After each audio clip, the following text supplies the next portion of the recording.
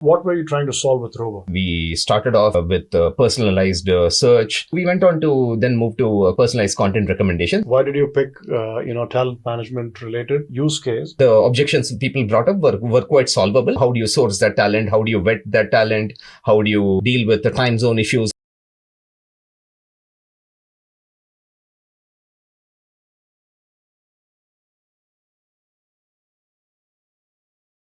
Walk us through that journey, how you survived that, and, who are your early backers, who funded you, and did you see some threats during COVID? Did you see some opportunities? How did that play out? Yeah. Our early investors were Foundation Capital. There were a whole bunch of popular angels like Adam D'Angelo of Quora, who now on the board of OpenAI as well.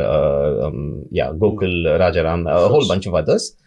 Some of our later larger rounds were done mostly led by Westbridge Capital, and there's a whole bunch of other investors also on our cap table. So in the early days, we mostly focused on helping companies build remote teams and engage in full scale tech consulting and implementation services, but being able to do so with a much higher quality global team, just because of the larger talent pool we were pulling in from. I would say at Turing, we saw a lot of this openness toward remote happening in 2019 itself. Okay. With talent shortages and everything, the markets companies became more and more open to it.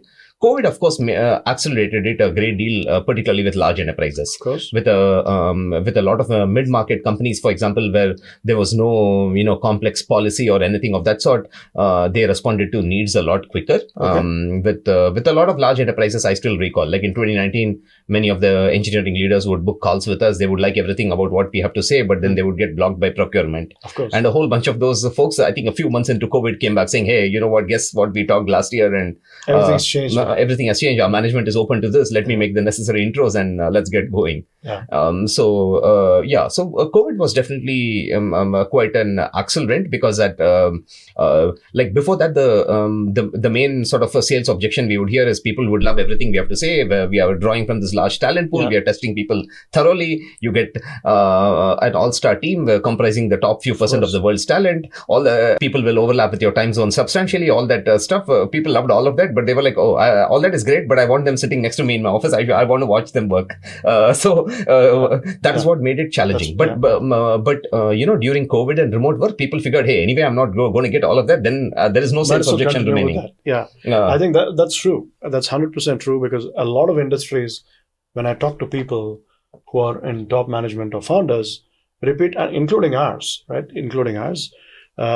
Specifically about Lexygen, we had already been using technology. We were using video conferencing and, Zoom. We're probably one of the early users of Zoom much before the pandemic. But the way it got adopted, earlier, if you suggest a video conference to a client would say, why can't you just get on the plane and come to me? Or even Bangalore. So if you're in Bangalore, the client will say, why should I do a video call with you? Just, come to my office. But the point is that you'd waste 3 hours going and coming back to the meeting in Bangalore traffic, and in Bombay that's even worse, and you have to fly. So it never there was always that resistance.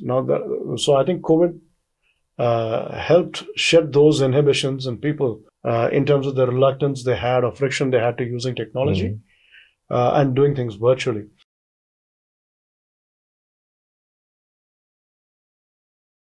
But coming back to Turing, what was that sudden thing that accelerated you to unicorn status? If you were to pick one thing, that was it the sudden accelerant of COVID? Yeah. So I would say we have had two significant kind of tailwinds. So the first one was definitely this COVID and companies' openness to remote work, etc., right, which was quite the first sort of wave of accelerant that sort of got us to this that made us a unicorn that helped us hit this 100 million ARR. Okay. But a big chunk of the second wave of growth has certainly come on the back of this new AI opportunity that we embraced and rode to the fullest, which I can talk more about.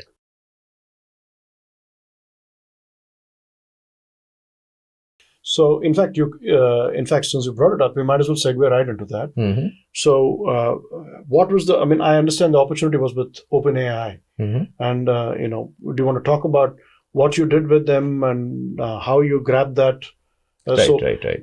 This whole GenAI opportunity that came up.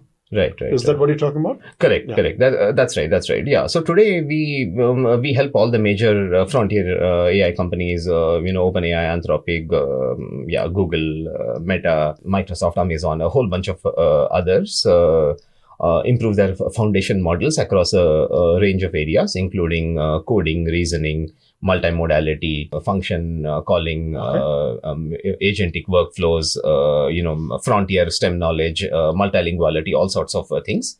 By way of expert human data for post-training. So we got started in this specific area, I think, pretty much around the time we became a unicorn. That is when I think we had our first conversations with OpenAI. But was this pre-Chat GPT or pre-Chat? But this was key to the Chat GPT launch itself. Understood. Yeah. We had a very key role to play even in the first thing there. So I think OpenAI was the first company to realize the value of this expert human feedback for post-training. Okay. So earlier, as you might have probably heard, most of these models are pre-trained almost on the entire internet, a few trillion tokens. So think of that as the equivalent of maybe, if you assume some 500 words or 500 tokens per page, you assume that is the equivalent of some 10 billion unique pieces of content, code, all kinds of things. Okay. So a lot of people tended to think in terms of raw volume. They didn't quite realize the impact that targeted human feedback of a much smaller scale could have in terms of shaping model behavior and making them a lot better in some of the areas that we care about. I think OpenAI was the first one that realized that this was quite possible. So we put together teams of software developers, data scientists, ML engineers, various other kinds of experts to help evaluate model weaknesses in different technical areas of this sort, identify model weaknesses, figure out how we might create the right supervised fine-tuning data sets, how we might create the right RLHF tasks, execute on this, and ultimately provide high-value model feedback in areas where the models are weak and help the models get better. So this is what we have done for a relatively large number of our clients. The new, I would say, opportunity that's opened up here is the fact that there was never that these projects need one to very rapidly put together a team of a large number of experts in some core areas that people wish to improve models in, run that team of experts in a certain way and become an effective research partner to researchers at these labs. And that is the opportunity that we've embraced. And of course, having worked with one or two companies in this space, we built a lot of specialized capabilities as well, and have specialized tooling, process, and other capabilities too.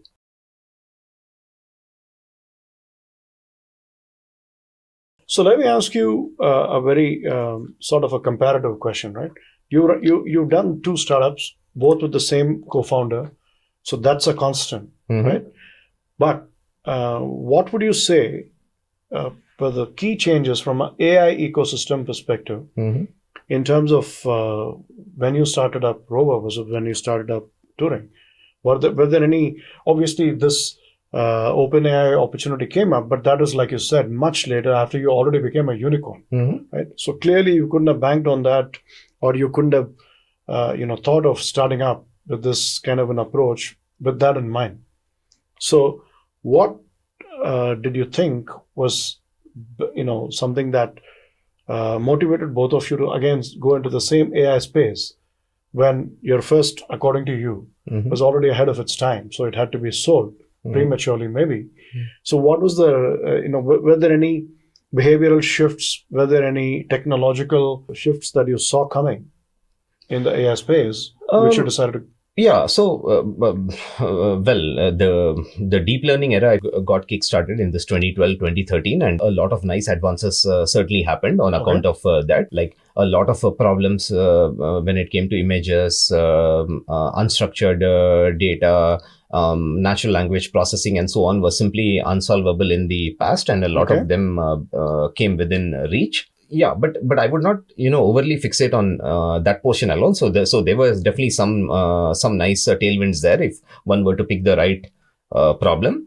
But that said, yeah, I would not just fixate on that. I would say we paid a lot more attention to the market, the opportunity, why we think we can do 10x better than the status quo and all of that. Like when we got started as first time founders many years ago, yes, we might have known some of the stuff in theory, but we were not, we had not been, let's just say, pushed around so as much in the real world and I don't think our judgment and our approach was obviously a lot more refined second time around. So yes, while we were certainly interested in what AI can enable, we were first and foremost quite interested in the market, the opportunity. Why do we think we can do something 10x better? All the other things I mentioned to you. Of course. Like, in fact, I remember Andreessen saying this probably in 2011 or something from Andreessen Horowitz, one of the most famous firms. When it comes to team, technology, and market as factors of driving startup success, he puts market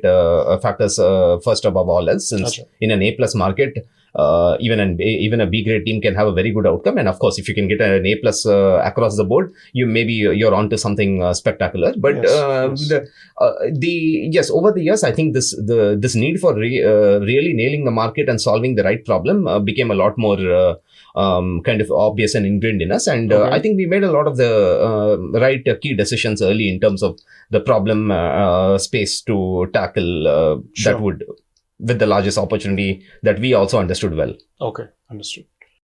How do you think that the risk can be addressed technologically? I think a lot of open source models, which even have one line of defense, that line of defense can easily be stripped away with some fine tuning to engage in more bad behavior. Is some sort of a rational regulation from governments needed? The question becomes, how do you do it in a way which actually serves your end goal and does not just hinder AI progress? One of the larger problems, I suppose, that comes here is the relatively global nature of this.